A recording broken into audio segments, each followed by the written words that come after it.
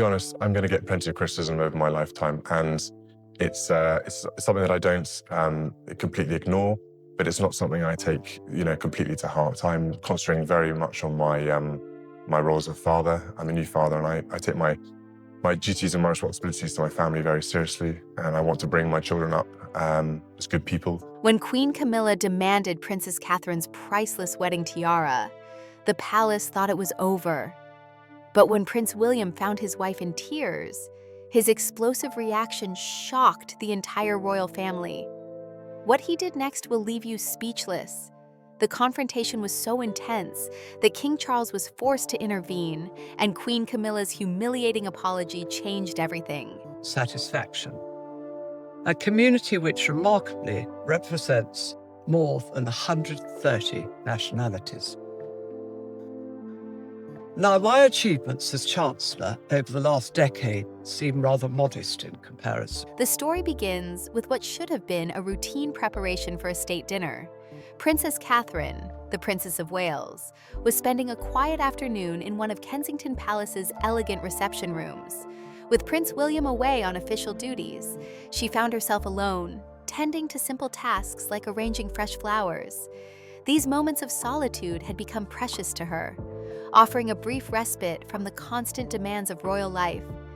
The peaceful atmosphere was interrupted when Queen Camilla arrived for what she described as an important private conversation. Palace staff later reported that such unannounced visits had become increasingly common, though the subjects of these discussions were rarely made public. What happened next would become one of the most talked about incidents in recent royal history. The conversation centered around an upcoming state dinner for a Japanese delegation, an event that would require careful attention to diplomatic protocol and presentation. Queen Camilla explained that she had been considering the jewelry selections for the evening and had her eye on a particular piece from Catherine's collection. The item in question was the George VI sapphire tiara, a stunning piece featuring deep blue sapphires set in an intricate diamond framework. This tiara held special significance that went far beyond its monetary value or visual impact. According to palace sources, it had been a personal wedding gift from the late Queen Elizabeth II to Catherine when she married Prince William in 2011. The choice had been deliberate and meaningful, with the late Queen reportedly telling Catherine that the sapphires reflected her beauty and steadfast character. For Catherine, wearing this tiara represented not just royal protocol, but a personal connection to her late grandmother-in-law and a symbol of her acceptance into the royal family. When Queen Camilla suggested that the sapphire tiara would be perfect for the Japanese state dinner, she framed the request in terms of diplomatic necessity and family unity. Royal experts have noted that such requests are not uncommon within royal households, where jewelry and regalia are often shared for official functions. However, the distinction between crown property and personal gifts has always been an important one in royal protocol. Queen Camilla's argument was compelling from a diplomatic standpoint. She explained that the deep blue of the sapphires would complement her navy gown perfectly and would send an appropriate message of respect to their Japanese guests. She emphasized the importance of presenting a united family front during such significant international events, where every detail of royal appearance is scrutinized by media and diplomatic observers worldwide. The request put Catherine in an extremely difficult position. Royal protocol experts have explained that when a senior member of the royal family makes such a request, particularly one framed in terms of duty and diplomatic necessity, it becomes very challenging to refuse without appearing uncooperative or petty. The hierarchical nature of royal relationships means that saying no to a reigning queen requires careful consideration of the potential consequences. Catherine's hesitation was understandable, given the personal significance of the tiara. She had initially suggested that Queen Camilla might consider wearing sapphire jewelry in other forms, perhaps a necklace and earring set that would achieve the same visual effect without requiring the use of the tiara. This diplomatic counter-suggestion showed Catherine's understanding of both the diplomatic needs and her own emotional attachment to the piece. However, Queen Camilla was insistent that only a tiara would convey the full majesty and respect appropriate for such an occasion. She argued that the crown jewels and royal regalia exist to serve the monarchy's diplomatic purposes, not merely as personal adornments. This perspective reflects a traditional view of royal property that has evolved over centuries, where the line between personal and institutional ownership can sometimes become blurred. The conversation continued with Queen Camilla, invoking the memory of the late Queen Elizabeth II, suggesting that she would have approved of using the jewels in service of the crown's diplomatic objectives. This appeal to the late Queen's memory added another layer of pressure to an already complex situation. Catherine found herself caught between her personal attachment to the gift and her duty to support the monarchy's official functions. Palace insiders later revealed that such conversations had become more frequent in recent months, with various requests being made for Catherine's personal items under the banner of royal duty. Staff members reported observing Catherine's growing discomfort with these situations, though she had consistently complied with requests rather than create conflict within the family. The emotional weight of the decision was significant for Catherine. The tiara represented more than just a beautiful piece of jewelry. It was a tangible link to her relationship with the late Queen and a symbol of her place within the royal family.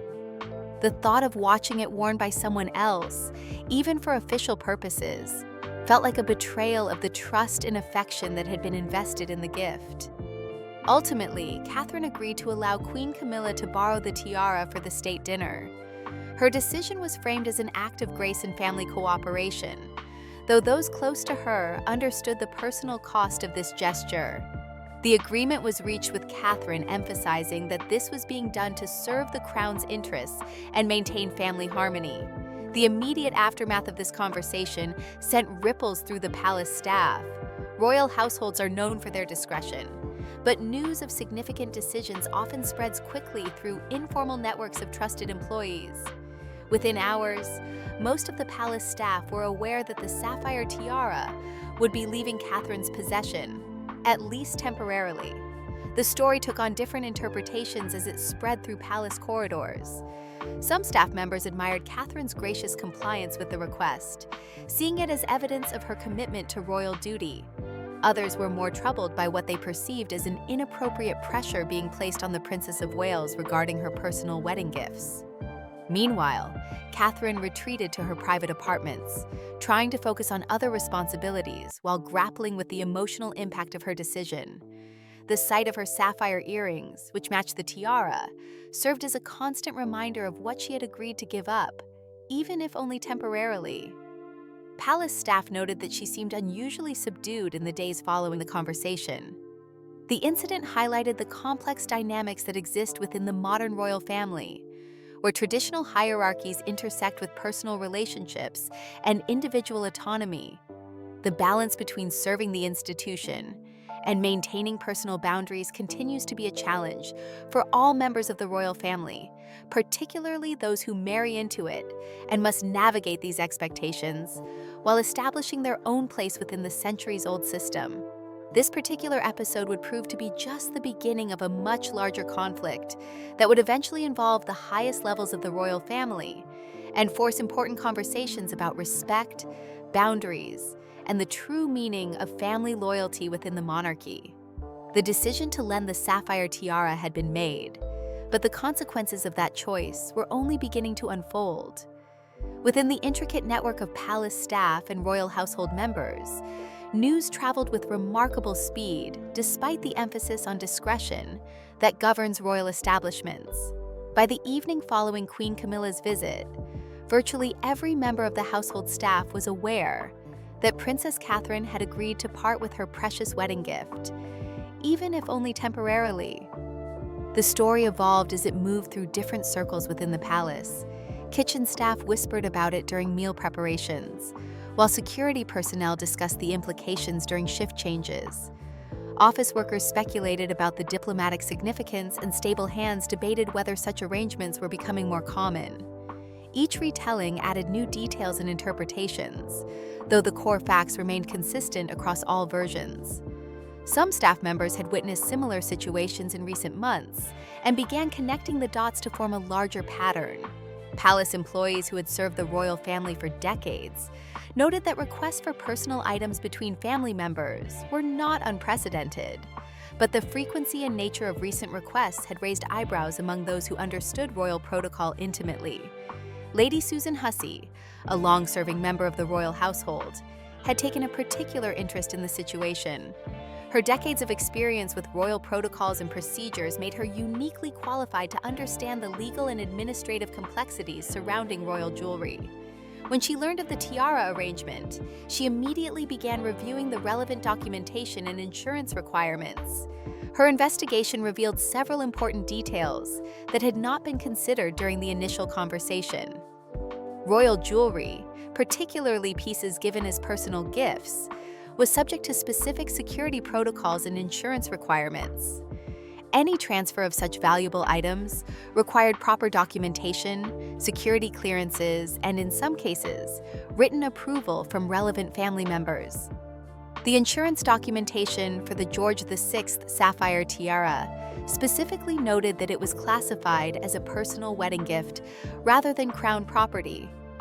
This distinction carried important legal implications regarding ownership and usage rights. Additionally, the security protocols required 48 hours advance notice for any transfer of the piece, along with specific environmental conditions during transport to ensure the safety of the precious stones and metalwork. Most significantly, the documentation revealed that any transfer of personal wedding gifts required written approval from Prince William, as the spouse of the recipient. This requirement had been established to protect the interests of both the Crown and individual family members, ensuring that personal gifts could not be appropriated without proper consent from all relevant parties. When Lady Susan brought these findings to Catherine's attention, there was a moment of hope that the situation might be resolved through proper channels. The bureaucratic requirements offered a potential way to delay or reconsider the arrangement without Catherine having to directly confront Queen Camilla about her change of heart. It seemed possible that administrative protocols might provide the solution that personal diplomacy had failed to achieve. However, this hope proved to be short-lived. Queen Camilla's staff demonstrated remarkable efficiency in addressing every potential obstacle. Insurance waivers were obtained and signed within hours. Security clearances that typically required days of processing were expedited through high-level contacts. Environmental protection protocols were satisfied through specialized transport arrangements. Even the requirement for Prince William's written approval was circumvented through legal interpretations and precedent citations. The speed and thoroughness with which these barriers were overcome suggested a level of preparation that troubled palace observers. It became clear that the conversation in Catherine's sitting room had not been a spontaneous request, but rather the final step in a carefully orchestrated plan. Every potential objection had been anticipated, and solutions had been prepared in advance. This revelation was particularly painful for Catherine, who realized that her agreement had been less of a choice and more of a formality in a process that was already well underway. The careful framing of the request as a diplomatic necessity and family duty now appeared to be calculated manipulation designed to secure her compliance, rather than genuine consultation about the best interests of the crown.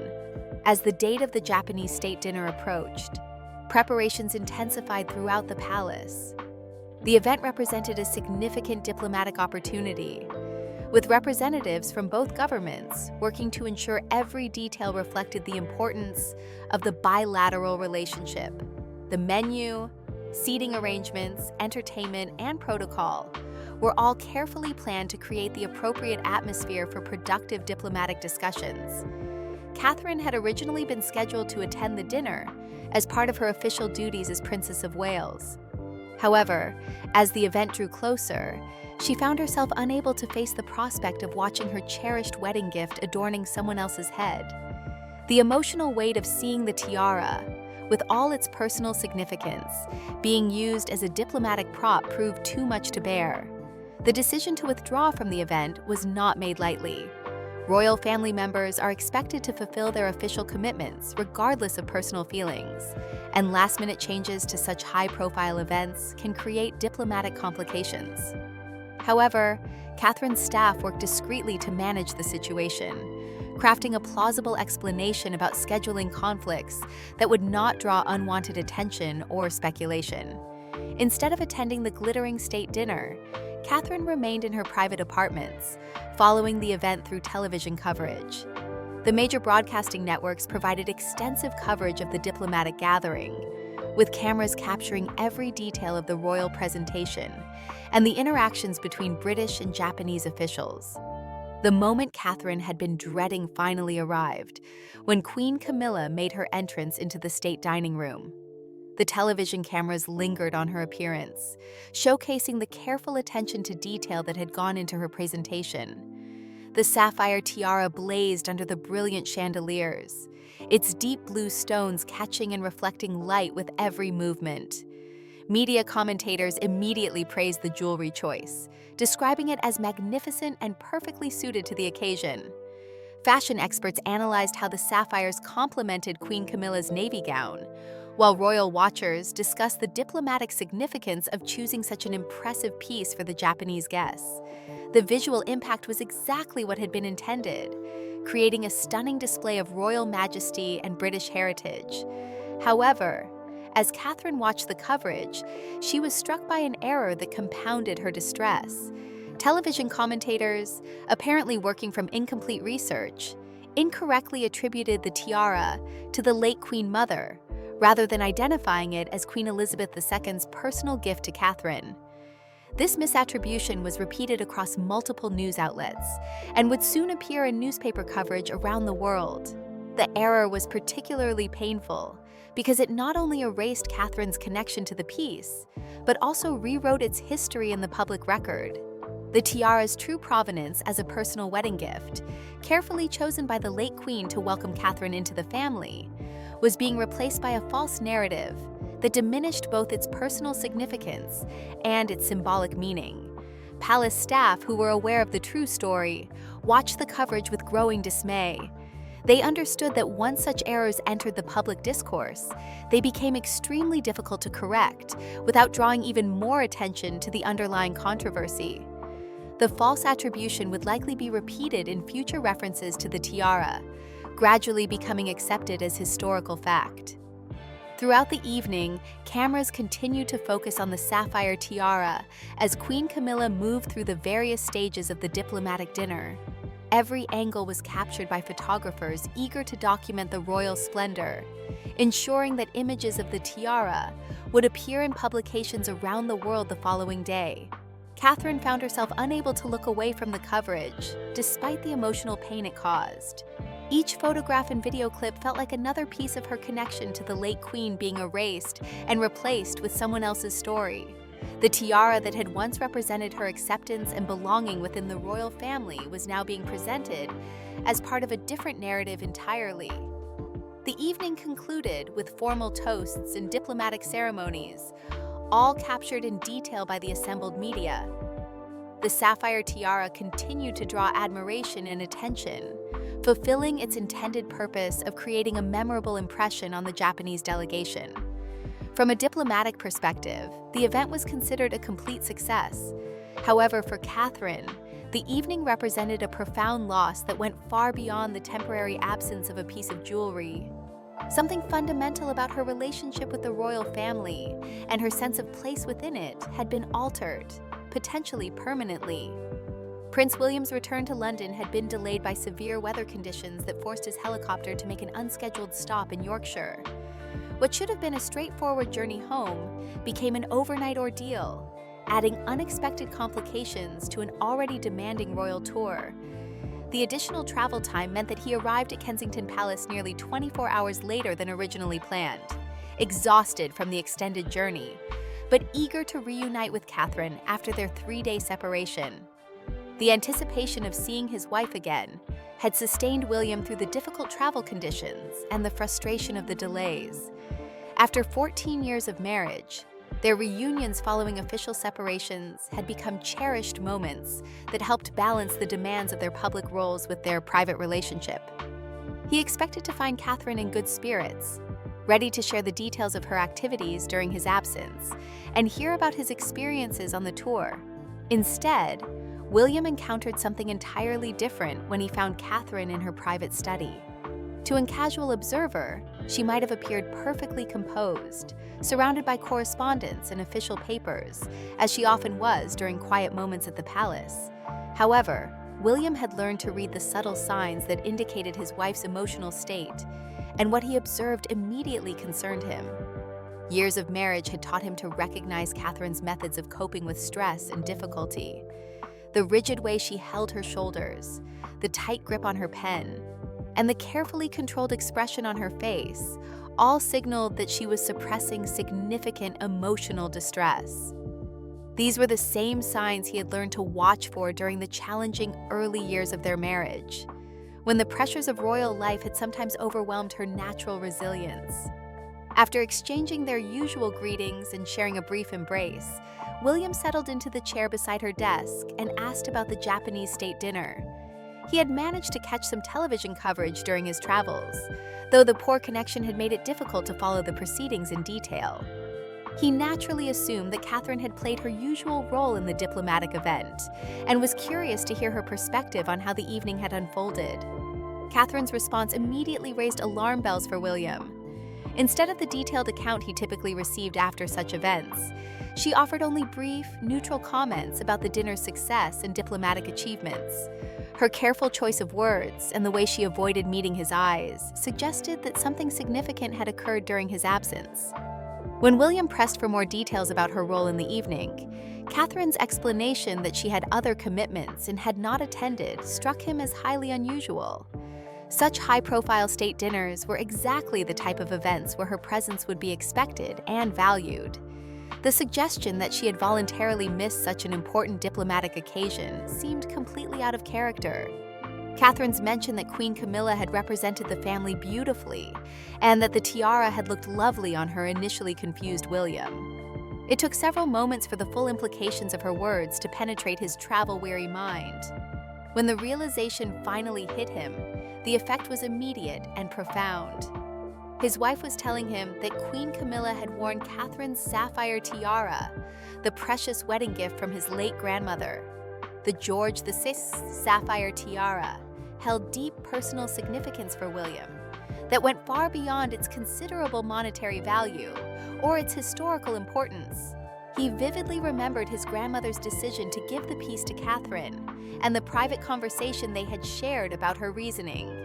Queen Elizabeth II had explained that she had chosen the sapphires specifically because they reflected Catherine's steadfast character and her commitment to the royal family.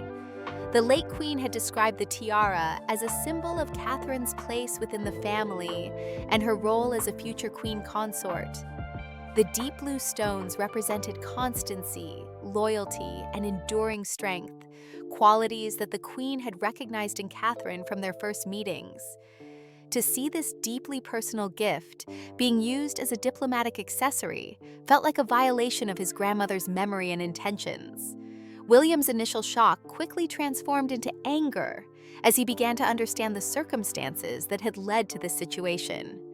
Catherine's halting explanation of Queen Camilla's request and her own inability to refuse without appearing uncooperative revealed the impossible position she had been placed in. The way the request had been framed in terms of royal duty and family unity made it clear that Catherine had felt she had no real choice in the matter. The more William learned about the conversation between Catherine and Queen Camilla, the more his anger intensified. The invocation of his grandmother's memory as justification for the request struck him as particularly manipulative and inappropriate. Queen Elizabeth II had given the tiara as a personal gift to Catherine, not as a piece of crown property to be shared at will with other family members. William's fury was further fueled by Catherine's revelation that the tiara remained in Queen Camilla's possession, with mentions of official portraits being taken before its return. This casual extension of what had been presented as a temporary loan for a single evening suggested a level of presumption that William found completely unacceptable. Recognizing that he needed to understand the full scope of the situation before taking any action, William began making discreet inquiries among trusted palace staff members. His approach was careful and methodical, speaking privately with long-serving employees who had demonstrated unwavering loyalty to his family over many years. The conversations with staff members revealed disturbing patterns that had previously escaped William's attention. Patricia Hartwell, a senior dresser who had worked with the royal family for decades, provided particularly troubling testimony about a series of similar incidents over the past 18 months. Her account described multiple occasions when Queen Camilla had requested personal items belonging to Catherine, each time framing the request in terms of royal duty or diplomatic necessity. According to Mrs. Hartwell, these requests had encompassed various types of personal belongings, including accessories, clothing, and jewelry pieces. Each incident had followed a similar pattern, with Catherine ultimately complying with the requests despite obvious reluctance and distress. The dresser's observations about Catherine's emotional state following these encounters painted a picture of systematic pressure that had been wearing down her resistance over time. Other staff members corroborated these accounts with their own observations and experiences. A pattern emerged of requests that pushed the boundaries of normal royal protocol, testing the limits of Catherine's willingness to cooperate in the name of family harmony. The cumulative effect of these incidents had created an atmosphere where Catherine felt increasingly powerless to protect her personal belongings and autonomy. Sir Edward Penton, a senior household official, provided additional context about the broader implications of these actions. His concerns focused on the precedent being established and the potential damage to centuries-old protocols that govern the distinction between personal property and crown assets. The blurring of these lines threatened fundamental principles that had long protected the interests of individual royal family members. When William approached his father seeking intervention and support, the conversation proved deeply disappointing. King Charles dismissed his concerns as an overreaction and suggested that William was being unnecessarily dramatic about what he characterized as normal family sharing of jewelry. The king's perspective that royal regalia was meant to be worn rather than stored away completely missed the personal and symbolic significance of the specific piece in question. Charles's comparison to historical precedents of family members sharing jewelry failed to acknowledge the crucial distinction between crown property and personal gifts. His dismissive attitude toward William's concerns about Catherine's treatment suggested either a fundamental misunderstanding of the situation or an unwillingness to confront the uncomfortable realities of the family dynamics. The conversation with his father left William feeling more isolated and determined than ever to protect Catherine from further manipulation. If the king would not intervene to establish appropriate boundaries, then William would have to take matters into his own hands. The realization that he could not count on his father's support in protecting his wife's dignity and autonomy was particularly painful given their already complicated relationship. That evening, William made a decision that would have far-reaching consequences for the entire royal family. He requested a private meeting with Queen Camilla, insisting that no staff members or advisors be present. The confrontation he was planning would be direct and uncompromising, representing a fundamental shift in how he intended to handle future challenges to his wife's position within the family.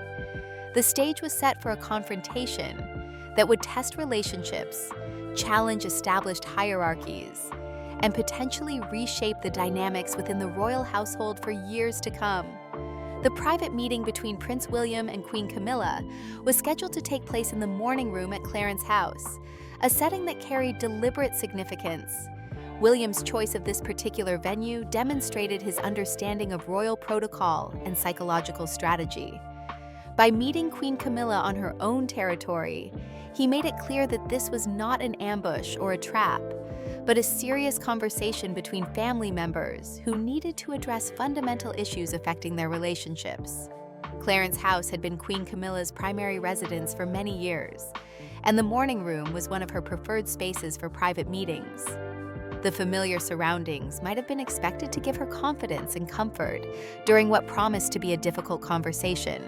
However, when she arrived for the meeting, Queen Camilla quickly realized that William's demeanor was unlike anything she had encountered in their previous interactions. The Prince of Wales stood throughout the meeting, his physical presence filling the room in a way that left no doubt about his emotional state or his intentions. His usual diplomatic courtesy was replaced by a steely determination that transformed him from the polite family member she was accustomed to dealing with into a formidable adversary. The change was so marked that Queen Camilla's confident smile faltered almost immediately upon entering the room. Queen Camilla's opening remarks followed her usual pattern of diplomatic pleasantries, expressing satisfaction with the success of the Japanese state dinner and praising Catherine's generosity in lending the tiara. Her tone suggested that she expected the conversation to proceed along normal lines, perhaps with William expressing some mild concerns that could be smoothed over with appropriate explanations and reassurances. Instead, William immediately established the serious nature of the discussion by addressing what he characterized as a pattern of unacceptable treatment toward his wife. His directness caught Queen Camilla off guard, and her attempt to deflect the conversation by claiming there had been no issue was met with an escalation rather than the de-escalation she might have expected. William's response revealed the depth of his knowledge about the situation and his understanding of the broader implications. He had clearly done his homework, gathering information from multiple sources and building a comprehensive picture of the incidents that had troubled him. His reference to Catherine feeling she had no choice demonstrated that he understood the power dynamics involved and rejected any suggestion that her compliance indicated genuine willingness. The conversation quickly moved beyond the specific incident of the tiara to address what William characterized as a systematic pattern of exploitation. His accusations of manipulation and pressure tactics represented a fundamental challenge to Queen Camilla's authority and her methods of operating within the royal household. The directness of his language left no room for misinterpretation or diplomatic deflection. Queen Camilla's defense centered on her role as queen and the legitimate requirements of that position.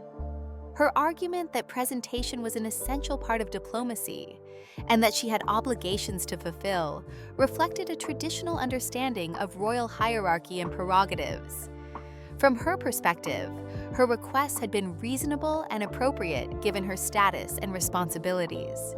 However, William's counter-arguments revealed a different understanding of what constituted appropriate behavior within the family structure.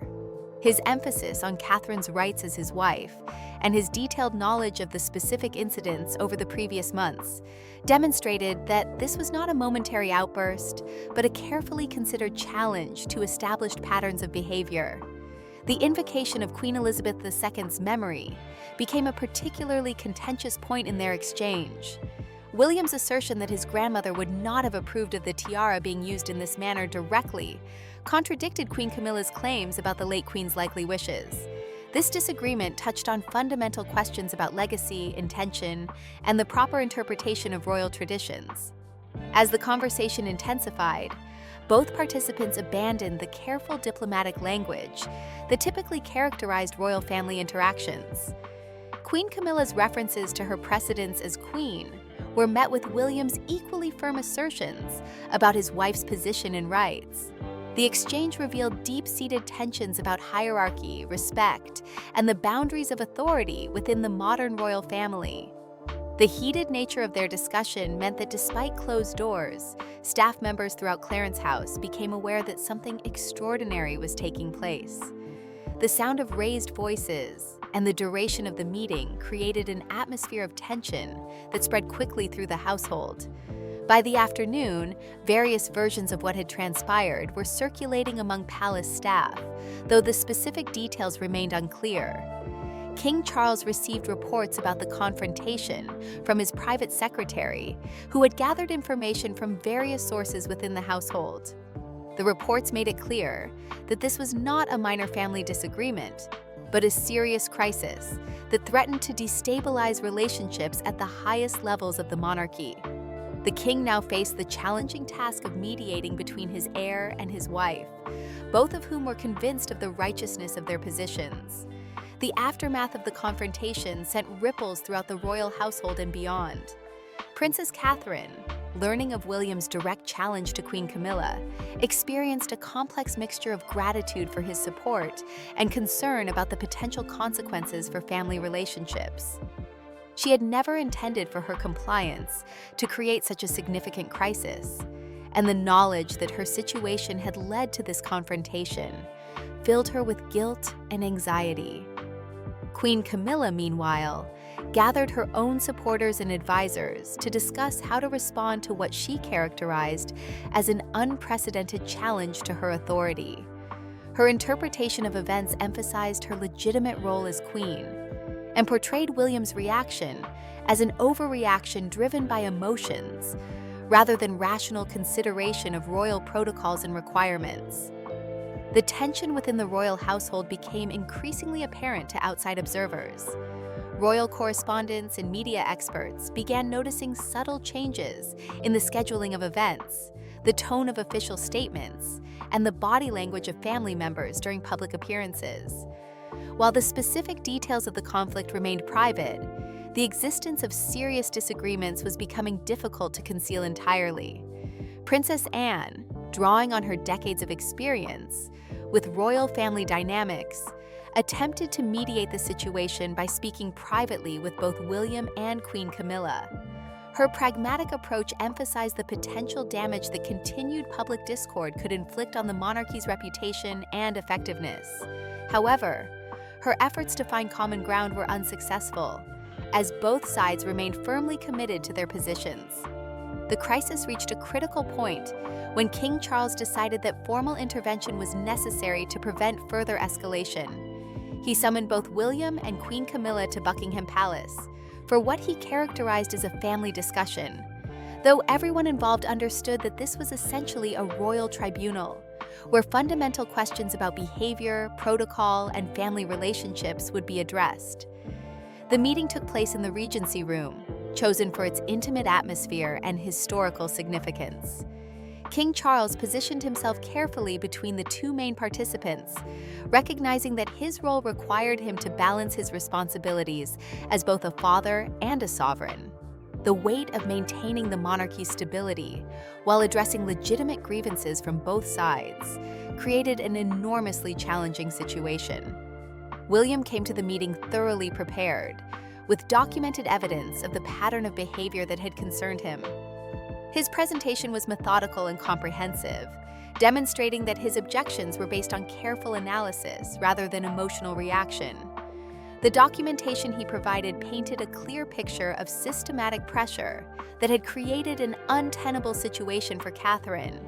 When King Charles made his ruling that personal gifts, particularly those from the sovereign, would be considered private property and could only be shared with explicit consent from the owner, it represented a significant victory for William's position. The establishment of clear boundaries and protocols provided the framework needed to prevent future incidents of this nature. Queen Camilla's eventual apology, while clearly reluctant and carefully worded, represented an acknowledgement that boundaries had been crossed. The return of the tiara to Catherine's possession restored the immediate situation, though the deeper implications of the crisis would continue to influence family relationships for years to come. The resolution of the immediate crisis did not erase the underlying tensions that had been revealed during the confrontation. The establishment of new protocols and boundaries provided a framework for future interactions, but the trust that had been damaged would require considerable time and effort to rebuild. The incident had fundamentally altered the dynamics within the royal family and created new awareness of the importance of protecting individual autonomy within the institutional structure of the monarchy.